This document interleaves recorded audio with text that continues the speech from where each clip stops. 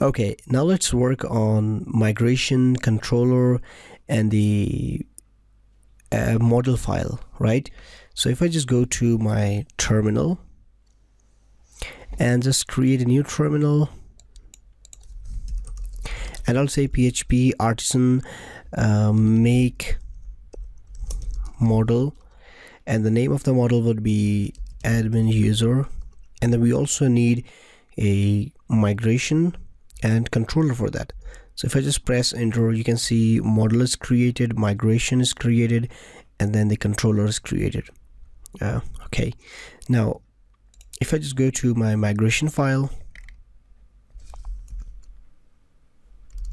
for admin user, and I'll simply use the same user credentials that I'm using in simple users table, right? I'll copy the schema, and then I'll simply use the same schema that user migration is using.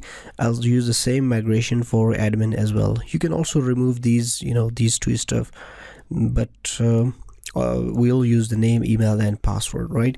So if I just go to my terminal and say PHP artisan migrate these, there we go.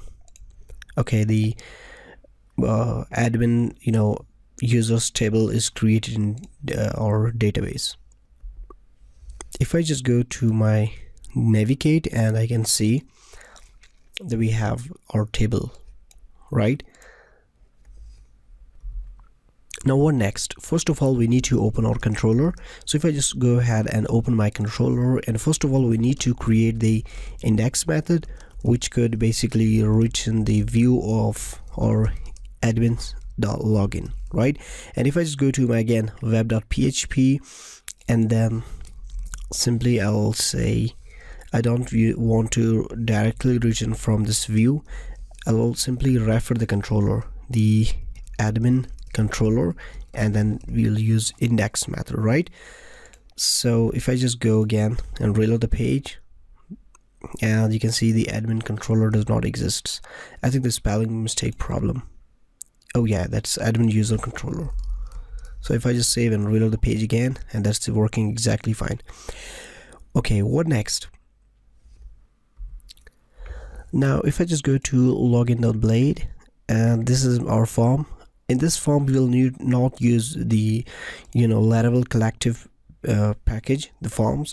We'll use simple this form. Okay, so if I just go to form, and the method would be post, and action is simply admin/login, right? And okay, that's name, email. Okay, the email is fine, and the password is fine, and the button type is submit.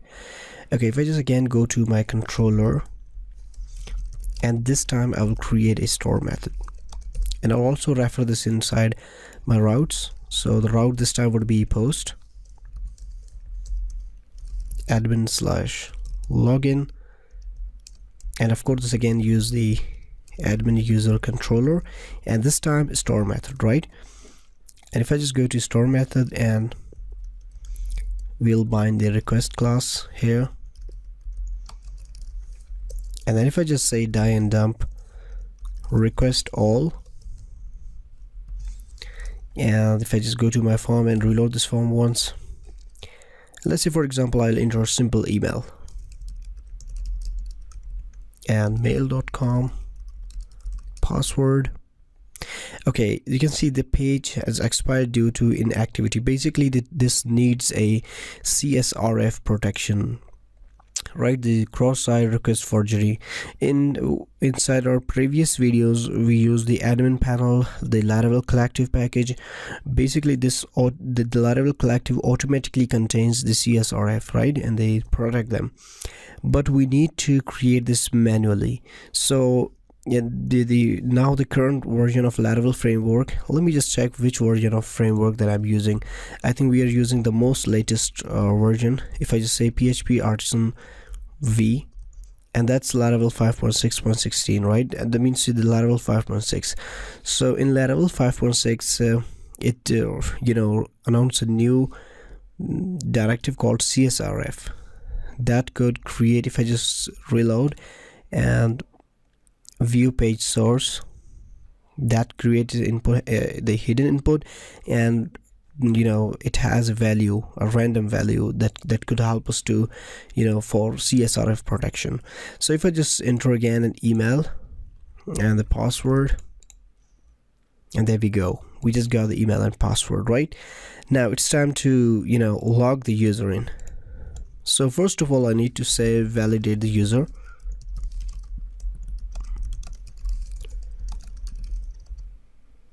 Okay, we are not using any registration, so we simply need to say log the user in.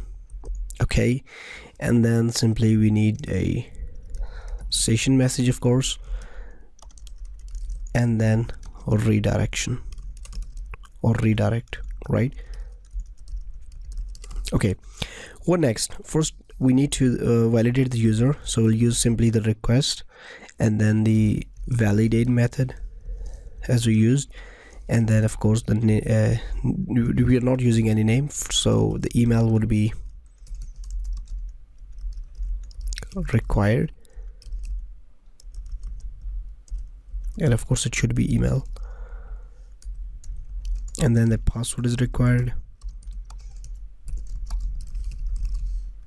Okay, so if I just go to login, we should also include the the error notifications. So if I just say if errors any, and then if, and simply I will just use the alert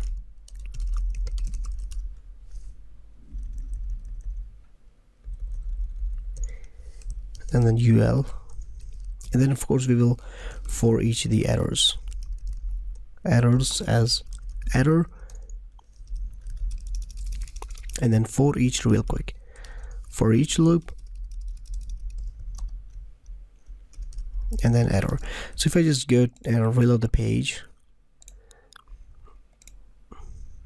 okay, we are not receiving any error. Okay, I think this is a problem. We need to say errors all, and then if I just again reload the page, and you can see validation is working perfectly.